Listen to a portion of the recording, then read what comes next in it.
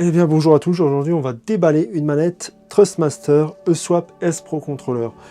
Le but de ces manettes en fait c'est... Bon là c'est le modèle S, pas le modèle X qui est le plus cher, dans les environ 160 euros. Celui-là il est à 120, enfin pour l'instant le prix au moment où je filme cette vidéo en tout cas. Donc ce modèle-là n'a pas la possibilité en fait de... Vous n'avez pas la possibilité justement de swapper le pad analogique avec le stick, quoi, pour avoir les deux. Le stick l'un à côté de l'autre en diagonale type Xbox. Donc à voir l'utilité. Alors qu'est-ce qu'il y a dessus? Donc, il parle beaucoup de la durabilité de la chose, quoi. Parce que c'est vrai que les premiers modèles, je sais plus comment ils s'appelaient, ils avaient des gros problèmes au niveau des sticks. C'est un peu ballot justement que des manettes on peut swapper les sticks, les changer plus facilement. Bah, que ça justement que niveau durée de vie ça soit moyen quoi. Donc ouais, à voir. Voyons voir ça. Donc on a le manuel, plutôt simple, hein, ils vont pas non plus faire de. Et bien sûr la manette qui a été protégée justement par de la mousse quoi, histoire de voilà qu'elle soit pas.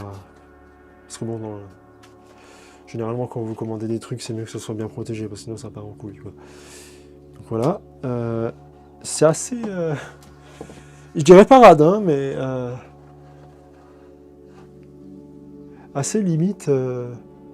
Question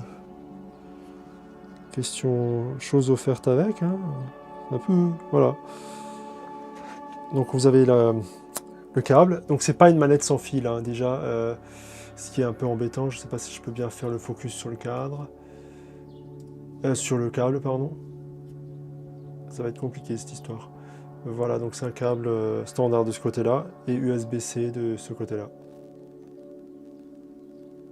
Donc voilà, ça devient un standard l'USB-C, donc c'est pas vraiment étonnant, c'est mieux en fait, c'est mieux. On va pas rester dans le micro USB et surtout pas dans le mini USB qui est maintenant vraiment dépassé. Donc le câble a l'air vraiment long. Vraiment long, donc allez, voyons voir ça. Ouais, on est peut-être dans les 2 mètres environ. Ce qui est important, puisque c'est pas une manette sans fil. On va voir la manette, ce que ça donne. Donc elle a plutôt des bonnes gâchettes. Plutôt des bonnes gâchettes. Hein. Alors,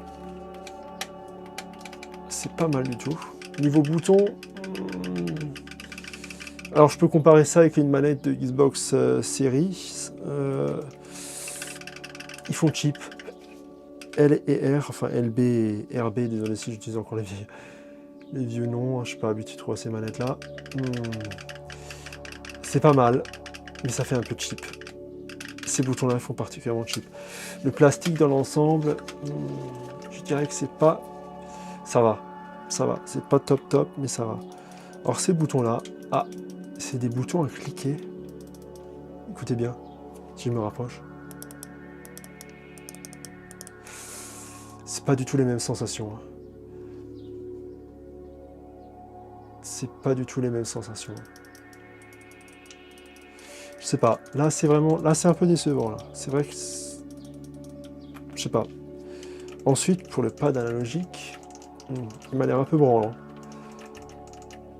C'est pas... D'ailleurs, ça va, c'est pas mal. Après, ces boutons-là, par contre, ils sont ridiculement petits, ces boutons. J'ai pas des grandes mains. Hein. Ils sont ridiculement petits. Hein. Après, ces boutons-là, ça va. Ensuite, l'arrière. Donc oui, on a les boutons... avec le logiciel, en fait, vous pouvez assigner justement des fonctions à ces boutons. C'est pas trop mal. Attendez voir. Ouais, c'est pas trop mal. Ensuite, ça, je ne sais pas. Je connais pas la fonction pour l'instant. Normalement, si je fais ça, ouais. Donc on peut retirer et changer facilement le stick. Alors là-dessus, c'est aimanté. Regardez bien. Ouais, c'est aimanté. Ce qui est pas mal, hein, ça permet de mieux maintenir le... Les sticks, ça va, niveau qualité. Par contre, ouais, ils sont bien... Ouais, pas mal. Franchement, c'est un beau mouvement. Le truc un peu... Donc voilà, pour résumer plutôt, les boutons à cliquer, ça c'est très moyen. Les sticks, bon, soit, pas mal. Ça, c'est un peu branlant. Ça se fait très... Les boutons LB et RB, il faut vraiment... cheap. La gâchette, ça va. À voir hein, si par le temps, si ça enregistre plus aucun signal quand vous appuyez dessus, c'est moyen aussi. Les sticks, ça va. Donc, par rapport à la manette eSwap X Pro Controller, en fait, sur la Pro Controller, la X Pro Controller, pardon, le modèle X, vous pouviez swapper ça. C'était déjà plus intéressant que ça. L'intérêt, il est très moyen, en fait. Vous dites, ouais, peut-être, c'est pratique quand vous avez un stick qui est foutu. Vous pouvez le changer, mais le truc, c'est qu'il coûte 25 € en moyenne, les sticks. Hein, peut-être la livraison en plus. C'est très moyen. Ceux qui n'ont pas les moyens, en fait, enfin, surtout pas l'habitude de bricoler, d'accord à la limite, mais prenez en compte que la manette coûte 120 balles. Pour 50 balles, voire 60 balles, vous avez une manette Xbox Series ou une manette PS5. Vous êtes sûr, plus ou moins, que les sticks auront une bonne durée de vie. Là, s'ils ont le quart de la durée de vie d'une manette Xbox, par exemple, quel est l'intérêt? Quel est l'intérêt? Je suis très critique, je préfère rester très critique et très réaliste sur la chose. L'intérêt est moyen. Ce modèle, question intérêt, c'est moyen. Si à la limite on aurait pu swapper le pad analogique avec le stick, à la limite ça aurait pu avoir un intérêt. Mais je dirais 70 balles au grand max, 120 c'est beaucoup trop cher. Surtout qu'elle n'est pas sans fil en plus de ça. Donc en plus oui, il y a aussi un port jack hein, que je n'utilise jamais. Et ces choses-là, je vais juste regarder à quoi ça sert justement. Je vais voir ça.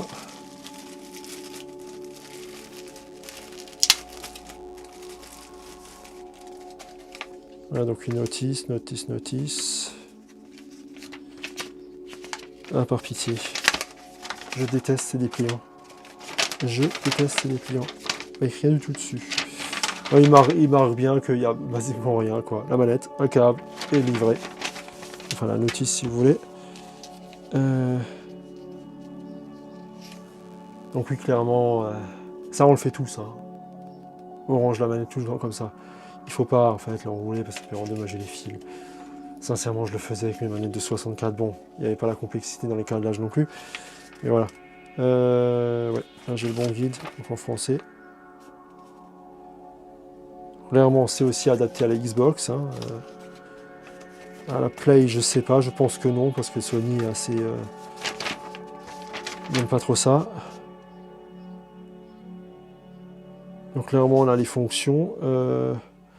Donc les 17, c'est bouton 1 et 2, donc oui, c'était bel et bien ça. Je sais pas si elle va faire le focus aussi près. Je pense pas. Bouton 1 et 2, en fait, c'est des boutons... Le 16, c'est verrouillage, donc ces deux-là. C'est verrouillage LB, RB. Verrouillage LB, RB. Ah oui, effectivement. J'avais pas fait attention à ça. Ah ouais, effectivement, ouais. Je vois pas l'intérêt, je pense que ça dépend si le signal... Ah oui, ouais, effectivement. Ceux qui préfèrent les sensations d'une gâchette standard. Et même ça, je suis pas sûr que ça justifie un prix aussi élevé. Je sais pas si ça justifie vraiment un prix aussi élevé. Hein. On est vraiment sur du... à voir, vraiment. Donc voilà, basiquement, c'est tout ce qu'il y a dans la... Pas grand-chose d'autre à montrer. Voilà, c'était un déballage un peu random, surtout le premier déballage de la chaîne. J'avais l'habitude de faire 2-3 tutos, enfin voilà. Donc voilà les gens, à plus.